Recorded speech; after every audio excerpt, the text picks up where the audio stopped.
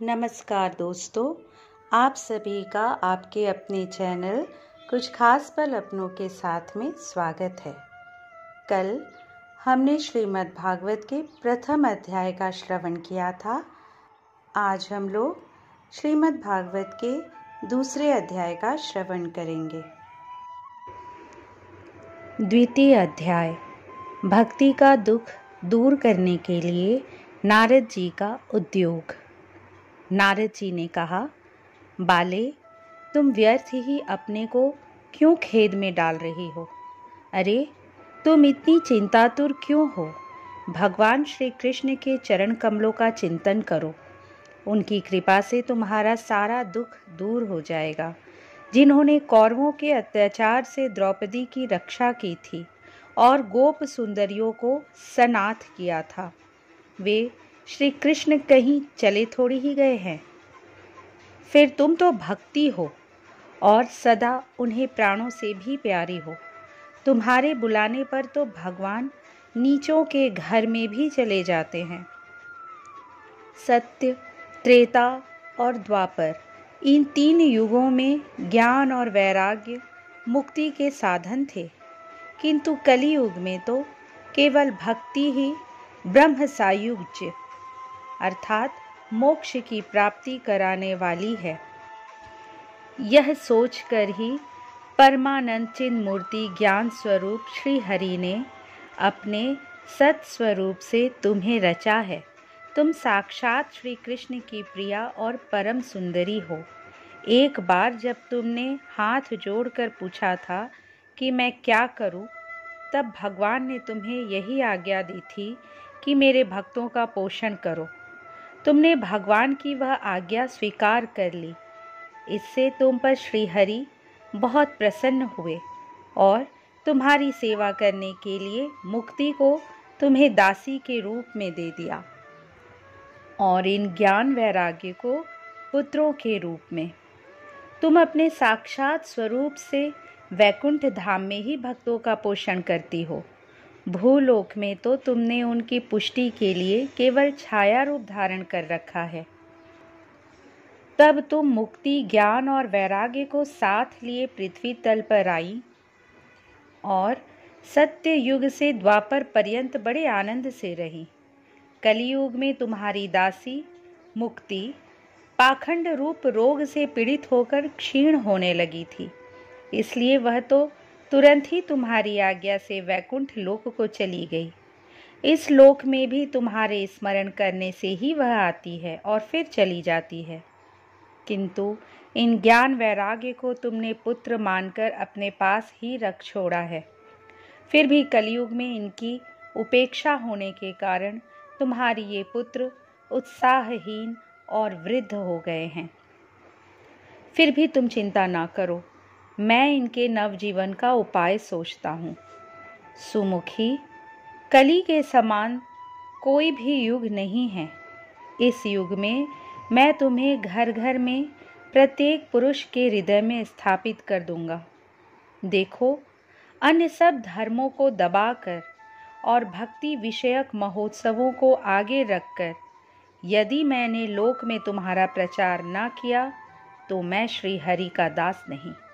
इस कलियुग में जो जीव तुमसे युक्त होंगे वे पापी होने पर भी बेखटके भगवान श्री कृष्ण के अभय धाम को प्राप्त होंगे। जिनके हृदय में निरंतर प्रेम रूपिणी भक्ति निवास करती हैं, वे शुद्धांतःकरण पुरुष स्वप्न में भी यमराज को नहीं देखते। जिनके हृदय में भक्ति महारानी का निवास है, उन्हें प्रेत, पिशाच, राक्षस या दैत्य आदि स्पर्श करने में भी समर्थ नहीं हो सकते। तप, वेदाध्ययन, ज्ञान और कर्म आदि किसी भी साधन से भगवान वश में नहीं किए जा सकते। वे केवल भक्ति से ही वशीभूत होते हैं। इसमें श्री गोपीजन प्रमाण हैं। मनुष्यों का सहस्त्रों जन्म के पुण्य प्रताप से भक्ति में अनुराग होता है। कलियुग में केवल भक्ति ही सार है। भक्ति से तो साक्षात श्री कृष्णचंद्र सामने उपस्थित हो जाते हैं। जो लोग भक्ति से द्रोह करते हैं वे तीनों लोकों में दुख ही दुख पाते हैं। पूर्व काल में भक्त का तिरस्कार करने वाले दुर्वासा ऋषि को बड़ा कष्ट उठाना पड़ा था। बस व्रत, तीर्थ, योग, यज्ञ और ज्ञान चर्चा आदि बहुत से साधनों की कोई आवश्यकता नहीं है। एकमात्र भक्ति ही मुक्ति देने वाली है। सूत जी कहते हैं, इस प्रकार नारद जी के निर्णय किए हुए अपने महात्म्य को सुनकर भक्ति के सारे अंग पुष्ट हो गए और वे उनसे कहने लगी। भक्ति ने कहा, नारद जी आप धन्य हैं, आपकी मुझ में निश्चल प्रीति है। मैं सदा आपके हृदय में रहूंगी, कभी आपको छोड़कर नहीं जाऊंगी। साधो, आप बड़े कृपालु हैं। आपने क्षण भर में ही मेरा सारा दुख दूर कर दिया, किंतु अभी मेरे पुत्रों में चेतना नहीं आई है। आप इन्हें शीघ्र ही सचेत कर दीजिए, जगा दीजिए। सूत जी कहते हैं, भक्ति के ये वचन सुनकर नारद जी को बड़ी करुणा आई और वे उन्हें हाथ से हिला डुलाकर जगाने लगे। फिर उनके कान के पास मुंह लगाकर जोर से कहा, ओ ज्ञान, जल्दी जग पड़ो। ओ वैराग्य, जल्दी जग पड़ो। फिर उन्होंने वेद ध्वनि, वेदांत घोष और बार बार गीता पाठ करके उन्हें जगाया। इससे वे जैसे तैसे बहुत जोर लगाकर उठे, किंतु आलस्य के कारण वे दोनों जम्हाई लेते रहे। नेत्र उघाड़कर देख भी नहीं सके। उनके बाल बगुलों की तरह सफ़ेद हो गए थे। उनके अंग प्रायः सूखे काठ के समान निस्तेज और कठोर हो गए थे। इस प्रकार भूख प्यास के मारे अत्यंत दुर्बल होने के कारण उन्हें फिर सोते देख नारद जी को बड़ी चिंता हुई और वे सोचने लगे, अब मुझे क्या करना चाहिए। इनकी यह नींद और इससे भी बढ़कर इनकी वृद्धावस्था कैसे दूर हो। शौनक जी, इस प्रकार चिंता करते करते वे भगवान का स्मरण करने लगे। उसी समय यह आकाशवाणी हुई कि मुने, खेद मत करो, तुम्हारा यह उद्योग निसंदेह सफल होगा। देवर्षे, इसके लिए तुम एक सत्कर्म करो। यह कर्म तुम्हें संत शिरोमणि महानुभाव बताएंगे। उस सत्कर्म का अनुष्ठान करते ही क्षण भर में इनकी नींद और वृद्धावस्था चली जाएंगी तथा सर्वत्र भक्ति का प्रसार होगा। यह आकाशवाणी वहाँ सभी को साफ साफ सुनाई दी। इससे नारद जी को बड़ा विस्मय हुआ और वे कहने लगे, मुझे तो इसका कुछ आशय समझ में नहीं आया। नारद जी बोले, इस आकाशवाणी ने भी गुप्त रूप में ही बात कही है। यह नहीं बताया कि वह कौन सा साधन किया जाए जिससे इनका कार्य सिद्ध हो। वे संत न जाने कहाँ मिलेंगे और किस प्रकार उस साधन को बताएंगे। अब आकाशवाणी ने जो कुछ कहा है उसके अनुसार मुझे क्या करना चाहिए। सूत जी कहते हैं, शौनक जी, तब ज्ञान वैराग्य दोनों को वहीं छोड़कर नारद मुनि वहाँ से चल पड़े और प्रत्येक तीर्थ में जा जाकर मार्ग में मिलने वाले मुनीश्वरों से वह साधन पूछने लगे। उनकी उस बात को सुनते तो सब थे, किंतु उसके विषय में कोई कुछ भी निश्चित उत्तर न देता। किन्हीं ने उसे असाध्य बताया, कोई बोले इसका ठीक ठाक पता लगाना ही कठिन है। कोई सुनकर चुप रह गए और कोई तो अपनी अवज्ञा होने के भय से बात को टाल टूल कर खिसक गए। त्रिलोकी में महान आश्चर्यजनक हाहाकार मच गया।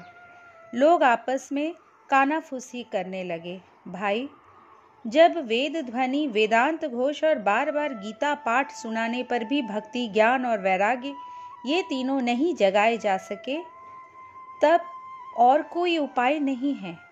स्वयं योगीराज नारद को भी जिसका ज्ञान नहीं है, उसे दूसरे संसारी लोग कैसे बता सकते हैं। इस प्रकार जिन जिन ऋषियों से उसके विषय में पूछा गया, उन्होंने निर्णय करके यही कहा कि यह बात दुस्साध्य ही है। तब नारद जी बहुत चिंतातुर हुए और बद्री वन में आए। ज्ञान वैराग्य को जगाने के लिए वहाँ उन्होंने यह निश्चय किया कि मैं तप करूँगा। इसी समय उन्हें अपने सामने करोड़ों सूर्यों के समान तेजस्वी सनकादि मुनीश्वर दिखाई दिए। उन्हें देखकर वे मुनिश्रेष्ठ कहने लगे। नारद जी ने कहा, महात्माओं, इस समय बड़े भाग्य से मेरा आप लोगों के साथ समागम हुआ है। आप मुझ पर कृपा करके शीघ्र ही वह साधन बताइए। आप सभी लोग बड़े योगी, बुद्धिमान और विद्वान हैं। आप देखने में 5-5 वर्ष के बालक से जान पड़ते हैं, किंतु हैं पूर्वजों के भी पूर्वज।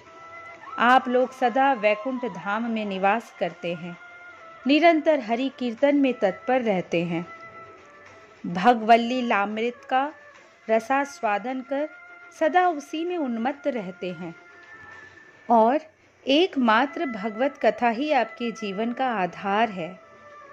हरि शरणम, यह वाक्य सर्वदा आपके मुख में रहता है। इसी से काल प्रेरित वृद्धावस्था भी आपको बाधा नहीं पहुंचाती। पूर्व काल में आपके भ्रूभंग मात्र से भगवान विष्णु के द्वारपाल जय और विजय तुरंत पृथ्वी पर गिर गए थे और फिर आपकी ही कृपा से वे पुनः वैकुंठ लोक पहुंच गए। धन्य है, इस समय आपका दर्शन बड़े सौभाग्य से ही हुआ है। मैं बहुत दीन हूँ और आप लोग स्वभाव से ही दयालु हैं, इसलिए मुझ पर आपको अवश्य कृपा करनी चाहिए। बताइए, आकाशवाणी ने जिसके विषय में कहा है वह कौन सा साधन है और मुझे किस प्रकार उसका अनुष्ठान करना चाहिए? आप इसका विस्तार से वर्णन कीजिए। भक्ति, ज्ञान और वैराग्य को किस प्रकार सुख मिल सकता है और किस तरह इनकी प्रेम पूर्वक सब वर्णों में प्रतिष्ठा की जा सकती है? सनकादि ने कहा, देवर्षि, आप चिंता ना करें, मन में प्रसन्न हो। उनके उद्धार का एक सरल उपाय पहले से ही विद्यमान है। नारद जी, आप धन्य हैं। आप विरक्तों के शिरोमणि हैं, श्री कृष्ण दासों के शाश्वत पथ प्रदर्शक एवं भक्ति योग के भास्कर हैं। आप भक्ति के लिए जो उद्योग कर रहे हैं, यह आपके लिए कोई आश्चर्य की बात नहीं समझनी चाहिए। भगवान के भक्त के लिए तो भक्ति की सम्यक स्थापना करना सदा उचित ही है।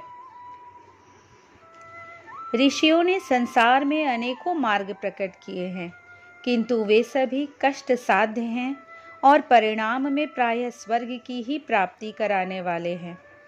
अभी तक भगवान की प्राप्ति कराने वाला मार्ग तो गुप्त ही रहा है। इसका उपदेश करने वाला पुरुष प्रायः भाग्य से ही मिलता है।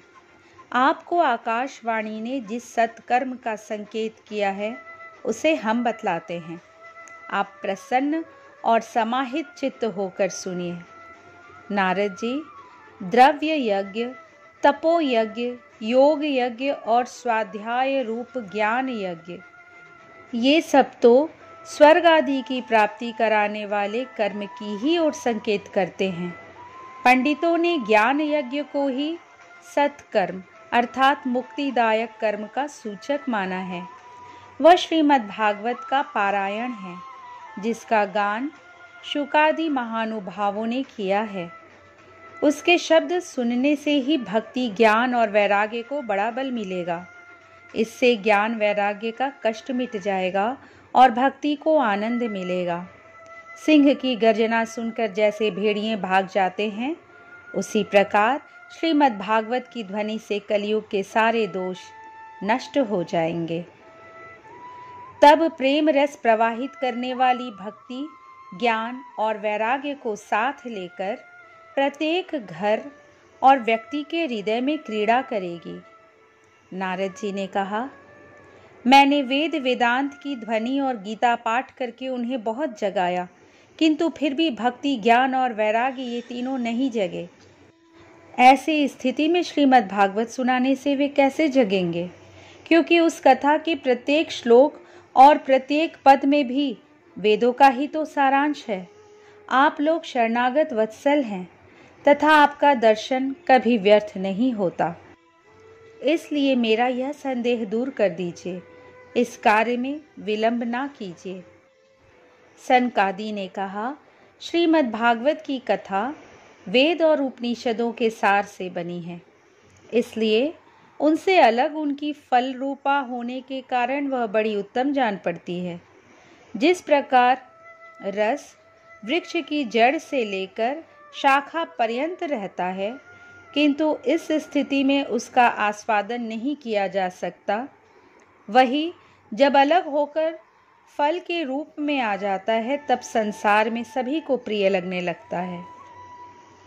दूध में घी रहता ही है, किंतु उस समय उसका अलग स्वाद नहीं मिलता, वही जब उससे अलग हो जाता है तब देवताओं के लिए भी स्वादवर्धक हो जाता है। खांड ईख के ओर छोर और बीच में भी व्याप्त रहती है, तथापि अलग होने पर उसकी कुछ और ही मिठास होती है। ऐसी ही यह भागवत की कथा है। यह भागवत पुराण वेदों के समान है। श्री व्यास देव ने इसे भक्ति, ज्ञान और वैराग्य की स्थापना के लिए प्रकाशित किया है। पूर्व काल में जिस समय वेद वेदांत के पारगामी और गीता की भी रचना करने वाले भगवान व्यास देव खिन्न होकर अज्ञान समुद्र में गोते खा रहे थे, उस समय आपने ही उन्हें 4 श्लोकों में इसका उपदेश किया था। उसे सुनते ही उनकी सारी चिंता दूर हो गई थी। फिर इसमें आपको आश्चर्य क्यों हो रहा है जो आप हमसे प्रश्न कर रहे हैं?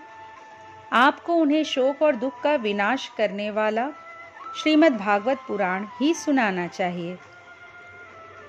नारद जी ने कहा, महानुभावों, आपका दर्शन जीव के संपूर्ण पापों को तत्काल नष्ट कर देता है और जो संसार दुख रूप दावानल से तपे हुए हैं, उन पर शीघ्र ही शांति की वर्षा करता है। आप निरंतर शेष जी के सहस्र मुखों से गाए हुए भगवत कथामृत का ही पान करते रहते हैं। मैं प्रेम लक्षणा भक्ति का प्रकाश करने के उद्देश्य से आपकी शरण लेता हूँ। जब अनेकों जन्मों से संचित पुण्य पुंज का उदय होने से मनुष्य को सत्संग मिलता है, तब वह उसके अज्ञान जनित मोह और मद रूप अंधकार का नाश करके विवेक उदय होता है। इति श्री पद्म पुराणे उत्तरखंडे श्रीमद् भागवत महात्म्ये कुमार नारद संवादो नाम द्वितीय अध्याय। इस तरह द्वितीय अध्याय संपूर्ण हुआ। दोस्तों, यदि ये वीडियो आपको अच्छी लगी हो तो प्लीज़ इसे लाइक कीजिए, शेयर कीजिए, और अगर अब तक इस चैनल को आपने सब्सक्राइब नहीं किया तो प्लीज़ सब्सक्राइब कर लीजिए। कल श्रीमद् भागवत के तृतीय अध्याय के साथ आपसे फिर मिलूंगी। जय श्री कृष्ण।